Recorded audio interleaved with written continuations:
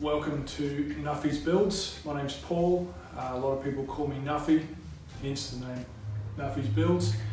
The channel's going to be focusing around the builds of motorbikes, building, renovating and restoring motorbikes of all different kinds. But as well as that, I'll have some side projects going on in the shed and outside of the shed, and I'll run those projects separately, and if I feel that they are worth sharing, I'll do so on the channel. I've recently purchased a new, much larger air compressor. So with the purpose of using that to drive the vapor blaster, I'm also putting in a small music room / office area off the side of the shed. It will be accessed via the shed I'm in now, but it'll be closed off so that when we're grinding and welding and so forth and cutting whatever it might be and making dust, that area will be isolated away from all the dust and debris. So I play a bit of guitar in the evenings, just because I enjoy playing it, and so I'll be moving my my guitars and amplifiers into that office space. Okay guys, some close-ups here of the bike. This bike's got a bit of history to it. Both of the previous owners live in the same town as me, and hopefully we will get a chance to catch up with both of them, find out a little bit more about the history, where it came from, where it's been. You'll notice at the front here we have the front calipers currently hanging like Christmas decorations off the front lights. The last time this was ridden, the front brakes were just starting to grab a bit, starting to seize. So Brett, the previous owner, he took them off just so he could keep it mobile. Then I came along and picked it up. The paint is aftermarket. It's a Ford, some Ford gold colour.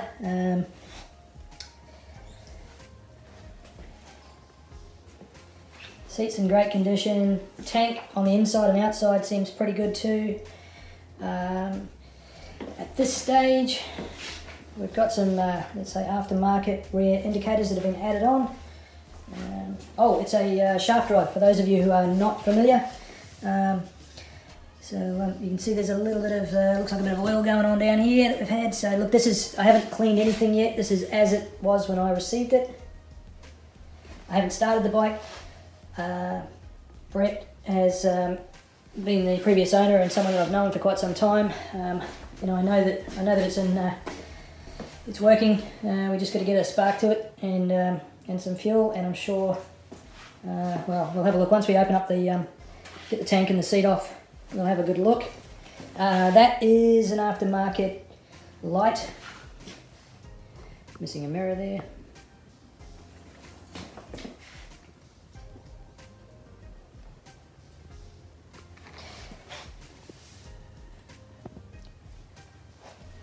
So yeah, it's a really nice nice bike to be starting with. It's got some good bones, I reckon, and I'm really looking forward to, as I say, getting this up on the chopping block. So now there's the door that I was talking about, guys. So I just started to line that across the top there, and I'll get that little area across there covered, just for insulation, make it a bit tidier. Now we've got a 4-into-1 exhaust system on this. I'm going to have to look and see. I believe it was originally a 2-into-1 on each side, going off the fact that it's got a bracket on both sides for the exhaust, bracket or a mounting position from what I could see. I so far have put a battery to, you can see the terminals just over here. I've put a battery to it. I've turned the starter motor. I've, because it's up on the center stand there, the back wheel's off the ground, I'm able to turn it over and actually click it through the gears while it's turning over on the starter motor, and it goes through the gears cleanly, quite smoothly. What else can I tell you? I haven't had a spark to the plugs. It hasn't got a start button up here at the moment. We've got these extra wires here that were joined on. and we have someone who knew what they were doing, because they've obviously cut the wires and joined a piece at the end so we can see what colour we're matching up with. But it is not connected, so, and the reason for that was these are aftermarket bars, so they're a wider bar. The original bars on this, I think, gave you the look of a human T-Rex as you were driving down the road with your hands kind of in front of your chest. They were that sort of little short mini ape hangers. So yeah, that's what we're starting with, guys. So we're going to rip the tonight. I think we'll get the side covers off. We should be able to get that tank off reasonably easy, and the seat, and we'll see what's going on underneath. So that'll be video 1, I think, by the time we do that. If you're looking for somewhere to go to watch YouTube videos on motorbikes that is family friendly, this is what you've got here. There won't be any need to pre-censor any of my videos if you've got small children going to be watching. We're here to build bikes, not attitudes. So that's what we've got. Just for those who might be interested, I've just recently finished this KLR. It's a 2005 KLR 650. It was red, or that purpley, pinky red colour when I got it. That was 5 months ago, roughly. It's the original plastics, original tank. That was the only thing that didn't come out of this bike was the spokes. Everything else was pulled apart, put back together. The plastics have been painted in a metallic green. It still needs a full clear coat over the whole lot, but I'm impatient and just wanted to get it out on the road. So I do need to do that. The frame was stripped back and repainted in a metallic silver. The green, I've had a few people ask me already as I'm out riding, what is that colour? It's, I do have the can somewhere and I will let you know later on, but it's a VW green. I think it's their R-Spec or something or other colour. Yeah, anyway, we can touch on that later. But for now, let's get some tools out and let's rip the top off this and make a start.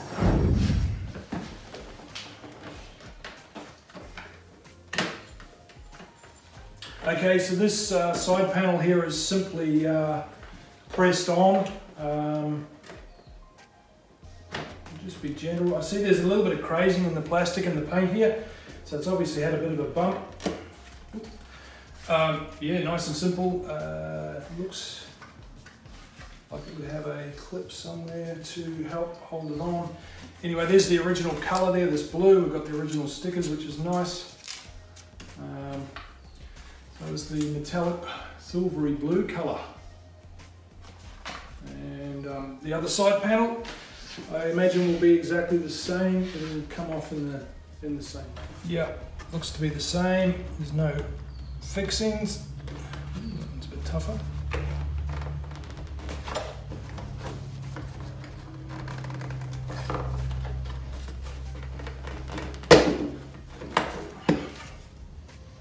Again, more of that blue. So yeah,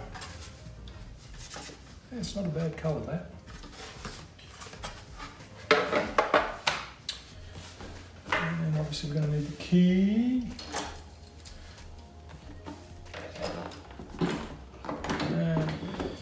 Okay, so we've got that seat open. Obviously we've got the key that latches it there. We saw that before. We open it up and we've got a double hinge system here. Yes, I've just remembered that I've got to share more.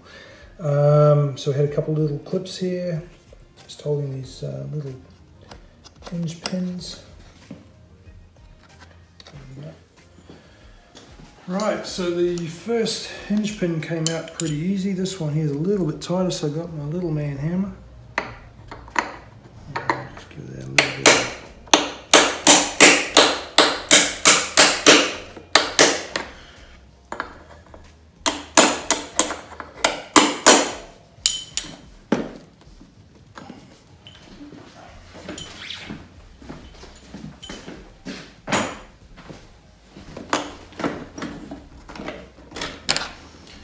got it. already taken the fuel lines off, popped them off the petcock, and we can. Let me just move that camera back. Just yell out if you can't see it properly. Let's move it back. Well, we'll try and do this in one take. Anyway, my videography skills can only get better, couldn't they? They can't get any worse. Just let's get you where you can see it, and let's get that tank off.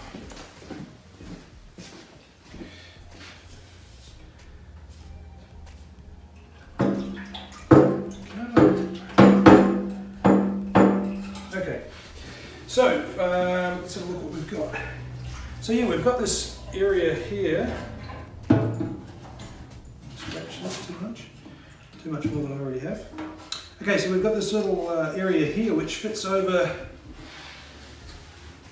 Oh, the whole piece here is rubber. There we go. The whole piece is rubber. So we've got this mounting rubber that fits onto the frame. The tank slides up, more of that beautiful blue colour. Tank fits over the top of there, this oval, and then that brackety thing clamps down into there to hold it all together. Fairly straightforward. So let's put that, let's not put that, I'll put that in a bag with the tank.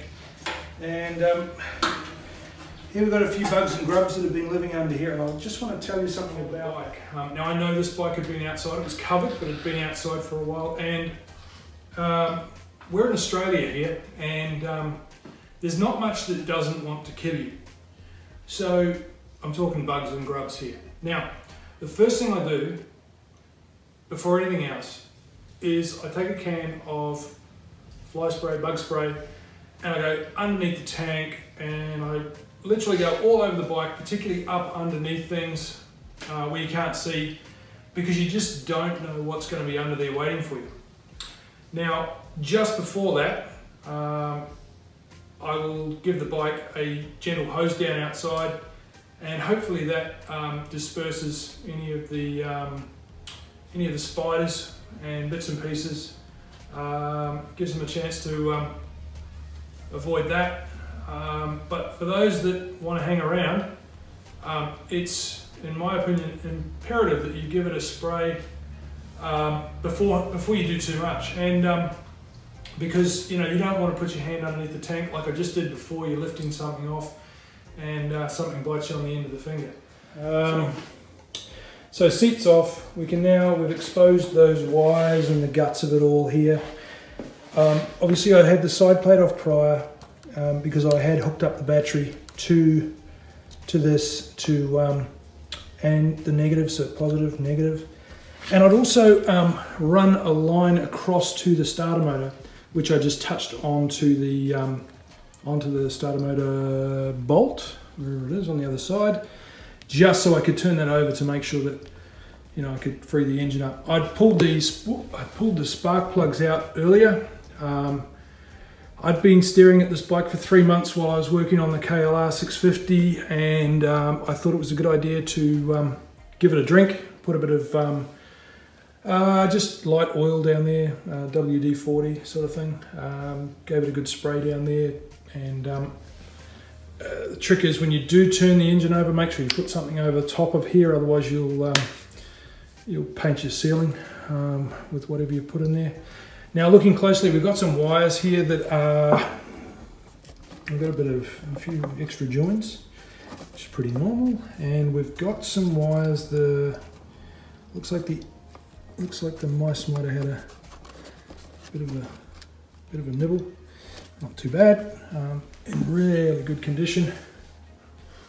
For anyone with a brand new bike, I know what you're thinking. But for a bike of this age, this is really good starting platform. As I said earlier, I haven't started this bike, I haven't ridden the bike. All I've done is turn the starter motor over. I haven't managed to get a spark out of this, just briefly trying. But that doesn't concern me. As I said, I know the previous owner. I know I've been on rides with him before. I've seen this bike out on the road. So again, I know we've got good bones. The other thing is I had taken the rear sets off this before I decided that I was going to video this this build, and so there are, and I'll show you them on the bench afterwards. So this is what we're working with. Yeah, so there you go, you can see what we've got to start with.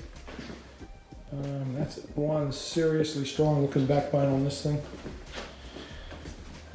So that's cool. We've got a serious amount of metal going on there, which is nice to know. And so, very, in my opinion, very structurally strong up through here with this large gusseted plate. Oh, we've got a little oil cooler at the front. I don't have the manual for this bike yet. At this stage I'm just doing things that I don't really need the manual for, although they are handy for most things. We've got, this is just something I just found. Yeah, you've got all the original tools in there. There's a wad of $100 bills, thanks Brett. Maybe not. And I hadn't mentioned, but this is where the battery would have been. There is a battery box that came with the bike. So how about we look at some of the parts on the bench now that I've taken off, and I'll just show you what I do for the next step. Okay, these parts you want to hang on to, guys and girls. Little, yeah, really flexible too. This is good. Obviously haven't seen the heat of the Queensland Australian sun, so they just fit on there, and then the tank slips over. We'll have a look at that.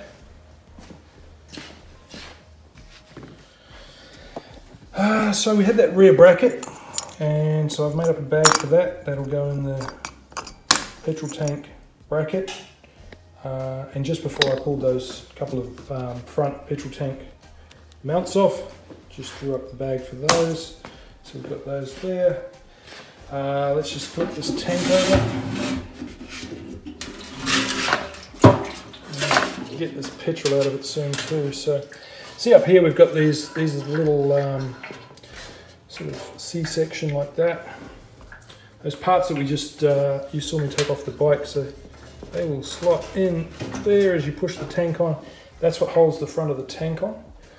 So little rubber bushings. Oops. And just pull them out, put them in the bag. Pet clock looks to be in condition. It's pretty reasonable. But we'll pull that apart anyway and we'll put a new kit through it if we end up using it. Righto, so there's those rear sets I was talking about for the rear pillion feet pegs, and that's the battery box I mentioned. Now I pulled that out before. There's a couple of bolts that go with the battery box, I think. Spark plugs. So I took the battery box out, and the spark plugs probably 3 months or so ago. I've just bagged it up. I just had them with the box there. The fitting I cut off the front, just those wires there. Yeah, just front, right hand controls. Hey, just a question. Where am I? Let's get back over here to the bike. I've got a question for you. Now, as I said, I don't have the manual yet. If you can throw up a comment and let me know what, because all the controls have worn off. We have the start button on the, so this is the right hand side, right hand control. So we have this, what I believe is the start button down here. Just above that we have a switch. Now, I know it's not indicators because I have had the indicators going. There's the indicator button. So we've got high beam, driving lights. We've got a button here for pass. Or maybe that's, sorry, that's the horn down there. So start, horn, choke, flash where if you're passing someone. Yeah, so this one here, just curious guys, if anyone knows what that little switch is. Yeah. Interested to know. Let me know in the comments. Thanks. Oh yeah, something really cool. So we've got 20,500 kilometers. Okay. And over here we have a toothpick, which I think is just ingenious. Toothpick, because obviously the needle fell off, so I believe Brett fixed that up. He told me that was a toothpick that was in there, so I believe it was him that had put that in there. Now, we've got a seized brake. I can't imagine why. That looks like brand new to me, but anyway, that'll clean up beautifully. We'll get that cleaned up, vapor blasted. What I think happened with the calipers at the front is we had fork oil coming out. Obviously pretty pitted, a bit rough, and we've had fork oil come out of the forks and run down onto the brakes, and perhaps that's what's got in there. I think that might be the case. Not entirely sure, but we'll crack those brakes open and have a look. There's some pretty good meat on those pads. I don't think they were very old before. Come on, focus. I don't think they were very old before they were set aside for retirement, but anyway, both looking pretty good.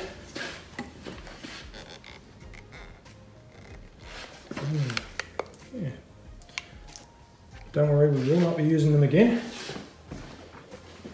Oh, and this handle here, same as this one here.